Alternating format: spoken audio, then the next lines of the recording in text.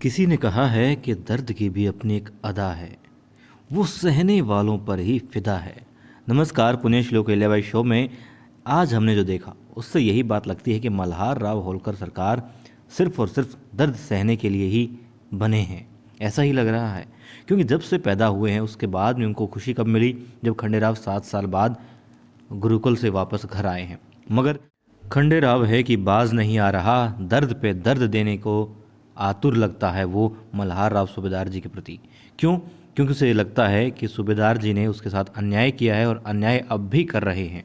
आज के शो में भी हमने यही देखा, जहाँ पर गौतम भाई साहब बात कर रही होती है। वो कहती हैं कि घोड़े पर सवार होकर के गया है खंडेराव। इससे पता लगता है कि वो बहुत गुस्से में था। और मुझे तो परीक्षित बड़ा अच्छा लगा, सुलझा हुआ लगा, समझदार लगा। आखिर हर्ज क्या है, आप उसे अपनी सेना में स्थान दे दीजिए। गौतम भाई साहब कहती हैं उसने मांगा ही क्या था। खंडेराव सिर्फ यही चाहता है कि उसके दोस्त के लिए पद हो, और वो पद आप दे दीजिए। हर्ज ही क्या है इसमें, कोई बड़ी चीज़ नहीं मांगी। और खंडेराव यूं ही किसी की तारीफ नहीं करेगा, यूं ही किसी की सिफारिश भी नहीं करेगा। आप खंडेराव की खुशी के बारे में सोचिए, बस परीक्षित को एक बार पद दे दीजिए। क्या बात है, परीक्षा बाद में होती रहेंगी। तब सूबेदार जी ने बड़ी अच्छी बात की। वो कहते हैं कि गौतम भाई साहब, आप समझ नहीं रही हैं, हमारी सेना और राज्य की सेना में बड़ा अंतर है। हमारी सेना में उसे भर्ती कर दे, मगर मालवा की सेना में किसी जिम्मेदार इंसान को ही भर्ती किया जाता है, क्योंकि वो सिर्फ एक सेना में भर्ती होने वाली बात नहीं है, उसके साथ में मालवा का भविष्य जुड़ा है, मालवा के एक एक इंसान का भविष्य जुड़ा है। और उनकी सुरक्षा के साथ में, उनकी भावनाओं के साथ में हम किसी भी प्रकार का कोई समझौता नहीं कर सकते। तब वो तुम्हारे साहिब कहती हैं, और बेटे की भावनाओं के साथ में, उसके प्यार के साथ में खिलवाड़ कर सकते हो। वो कहती हैं प्रजा के साथ समझौता नहीं कर सकते, मगर बेटे के साथ समझौता क्यों कर रहे हो? आपके पास आखिरी मौका है अपने बेटे के साथ में रिश्तों को अच्छा बनाने के लिए, और मैं सुलह करवाते करवाते थक चुकी हूँ। बाप बेटे की इस अहम और इस जिद के कारण मैं कितनी आग में जल रही हूँ, सिर्फ मैं ही जानती हूँ। और आप अच्छे से समझ लीजिए, यदि आपने अब पहल नहीं की अपने रिश्तों में चाशनी घोलने की, तो फिर अहिल्या भी कुछ नहीं कर पाएगी और आप पछताते रह जाएंगे। मैं आखिरी बार कह रही हूँ आपसे, आपके पास ये अंतिम मौका है जो बरसों बाद आपको मिल रहा है। फिर देवी अहिल्या कहती हैं कि सासू भाई, आप चिंता मत कीजिए, मैं युवराज खंडेराव से आते ही बात करूंगी, और आप चिंता मत कीजिए, सब ठीक हो जाएगा। समझाऊंगी मन को, वो समझ जाएंगे। तब एक सिपाही आता है, वो कहता है, रानी सरकार, छोटे खंडेराव जी आ गए हैं। अब देवी अहिल्या वहाँ जाती है, वो तुक जी के साथ में होते हैं और बात कर रहे होते हैं इसी विषय पर कि सूबेदार जी मल्हार राव होलकर सरकार उनकी बातों को समझते नहीं हैं, उनसे प्यार नहीं करते, वो आज भी उनसे उतनी ही नफरत करते हैं। उनको जो है सूबेदार जी को बिल्कुल भी विश्वास नहीं है खंडेराव पर कि उसने गुरुकुल में 7 साल कुछ बिताए हैं तो कुछ सीखा होगा, ऐसा उन्हें कतई नहीं लगता। वो कहते हैं कि सूबेदार जी की भावना पहले भी उनके प्रति वैसी थी और आज भी वैसी ही है, उनको समझना चाहिए। तुको जी ऐसा कहते हैं कि आपको समझना चाहिए खंडेराव जी, वो एक राजा भी हैं। तो कहते हैं राजा भी हैं मगर पिता भी तो हैं, वो क्यों नहीं समझते ये बात? वो मेरी जगह पर आकर के देखें, तब उनको मैं सही लगूंगा। वो कहते हैं आखिर मैं भावी राजा हूँ, मेरी बात क्यों नहीं मानी जाती? तब देवी अहिल्या वहाँ पर आ जाती हैं। वो कहती हैं ऐसा नहीं है, और आप देखिए, एक राजा जो होते हैं, उस जो गद्दी पर वो बैठते हैं ना, जब उस पर बैठेंगे आपको तब सही लगेगा कि हाँ, सूबेदार जी सही कह रहे थे, सही सोचते हैं, वो जो भी करते हैं, जो भी निर्णय लेते हैं, सब सही होता है। तो वो कहते हैं अच्छा, कुछ जादू है क्या उस गद्दी में ऐसा? तो वो कहती हैं इसीलिए तो सिंहासन जो है ऊंचा होता है, गद्दी जो है राजा की वो ऊंची होती है, ताकि हर प्रत्येक नागरिक को, वो जो भी सामने हो, उसको बराबर से देख सके, उसके कद को छोटा बड़ा नहीं, बराबर से देख सके, और उनकी समस्याओं को, उनकी जो भी ज़रूरत है उसको समझ सके, सही गलत का फैसला वो आराम से कर सके, देख समझ के। तो वो कहते हैं तुम दोनों नहीं समझोगे, और वहाँ से चले जाते हैं। फिर देवी अहिल्या तुको जी की तरफ देखती हैं, कहती हैं मैं क्या करूँ, ये समझ ही नहीं रहे हैं। वो कहते हैं अहिल्या तुम चिंता मत करो, ये समझ जाएगा, वक्त लगेगा लेकिन जल्दी ही समझ जाएगा, ये सब ठीक हो जाएगा।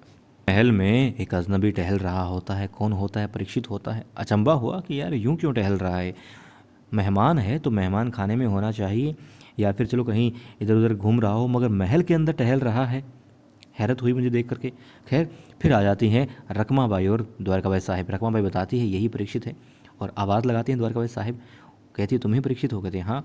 फिर वो बताती हैं कि मैं उनकी मंजली आई हूँ, छोटे सूबेदार जी की। तो वो नमस्कार करते हैं, और वो कहते हैं आपकी बड़ी तारीफ़ सुनी है उनके मुख से। वो कहती हैं तारीफ़ तो हमने भी सुनी है, और जब से तुम आए हो तो देख ही रही तुम्हारी तारीफ़।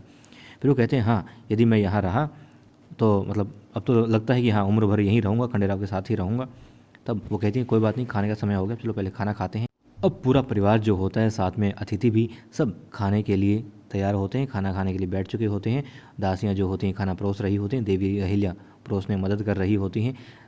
जो छोटे सूबेदार जी हैं वो मना करते हैं खाने से, कहते हैं मैं नहीं खाऊंगा। तब देवी अहिल्या कहती हैं खा लीजिए, कोई बात नहीं, वो खा लेते हैं, ठीक है। फिर सूबेदार जी कहते हैं कल का जो जश्न हो रहा है बड़ी अच्छी तैयारियां चल रही हैं, तुको जी से मैं बड़ा खुश हूँ, वो मेरी हर बात को मानते हैं और बड़े अच्छे तरीके से काम कर रहे हैं।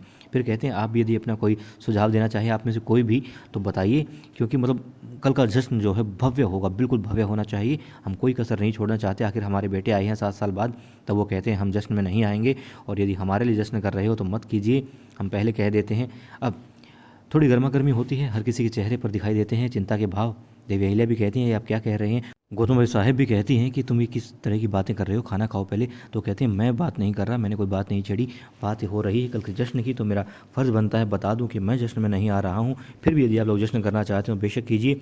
फिर दिखाते हैं कि देवी अहिल्या और हर किसी के चेहरे पे जो है चिंता के भाव होते हैं। तब सूबेदार जी कहते हैं कि मतलब ये, और देखिए पहले बोलने की कोशिश करता है कौन, अपने दोस्त खंडेराव को कहना चाहता है कि तुम खाना खाओ, चिंता मत करो, कोई बात नहीं परीक्षित। मगर वो जैसे ही बोलने लगता है तो बीच में एकदम से बोलते हैं सूबेदार जी, वो कहते हैं तो क्या तुम अब भी वही भाव अपने मन में रख के बैठे हो, तुम्हारे मन में वही सोच है, तुम जरा भी नहीं बदले। वो कहते हैं आपको लग रहा है मैं नहीं बदला, कि 7 साल हमने व्यर्थ किए, हम सब ने यूं ही सज़ा काटी है, 7 साल की सब व्यर्थ गई है, क्योंकि आपको विश्वास ही नहीं है कि मैं सुधर गया हूँ, और आपने मुझे सुधरने के लिए ही भेजा था, मगर आपको खुद विश्वास नहीं है। हम भावी राजा हैं लेकिन हमारी बात यहाँ पर मानी नहीं जाती, अब क्या अर्थ लूँ मैं इस बात का। फिर वो कहते हैं जब आपके मन में ये बात है कि मैं योग्य नहीं हूँ, बेशक योग्य बनने के लिए भेजा हूँ मगर योग्य नहीं मानते आज भी, तो फिर मैं इस बात को अपने मन से कैसे निकाल दूँ कि आप मेरे प्रति क्या भाव रखते हैं।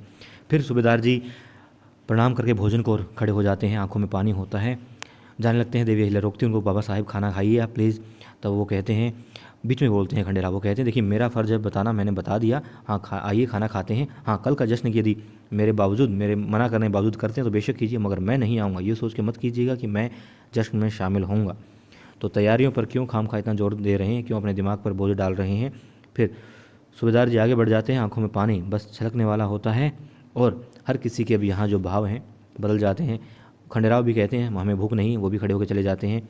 फिर उनका मित्र भी शायद सोच रहा था, उठो उठो उठो कर रहा था। फिर दिखाते हैं कि देवी अहिल्या और उनकी सासूबाई बात कर रही होती हैं। सासूबाई बहुत चिंतित होती हैं खंडेराव को लेकर के। वो कहती हैं कि 7 साल बेटा आया है, मगर बाप बेटा जो हैं दोनों लड़ाई के मूड में है। पहली बार 7 साल बाद खाना खाने इकट्ठे बैठे थे, मगर दोनों ने ही खाना नहीं खाया, यूं ही खाना छोड़कर उठ गए। बहुत रो रही होती हैं, वो चिंतित होती हैं। वो कहती हैं देवी अहिल्या से कि सिर्फ इतनी बात नहीं है, यदि ये बात महल से बाहर चली गई तो बहुत बेइज्जती होगी, दुश्मन बहुत हैं हमारे जो ताक में बैठे हैं कि बस एक गलती हो। और वो कहती हैं और कल जश्न जो होगा उसमें अच्छा या बुरा जो भी होगा वो मालवा इंदौर के इतिहास में लिखा जाएगा, और उसी से आगे की नींव पड़ेगी। तो अहिल्या तुम्हारे पास में सिर्फ आज का वक्त है, तुम जो भी कर सकती हो आज करो। आज के अलावा यदि आज देर हो गई तो फिर कुछ नहीं बचेगा यहाँ पर, फिर हमारे पास कुछ नहीं रहेगा। वो कहती हैं आप चिंता मत कीजिए। वो कहती है मैं क्यों चिंता ना करूँ, मैं अकेली कब तक, मैं पिसती जा रही हूँ बाप और बेटे के बीच में। वो कहती हैं आप अकेली नहीं हैं, मैं भी साथ में हूँ आपके, और आप चिंता मत कीजिए। उन दोनों को अभी थोड़ी देर में मैं थाली परोस करके दे आऊँगी, दोनों को भूखा नहीं रहने दूंगी, खाना खिला दूंगी, और खंडेराव को भी मैं समझा दूंगी। आप बिल्कुल भी चिंता मत कीजिए सासू भाई।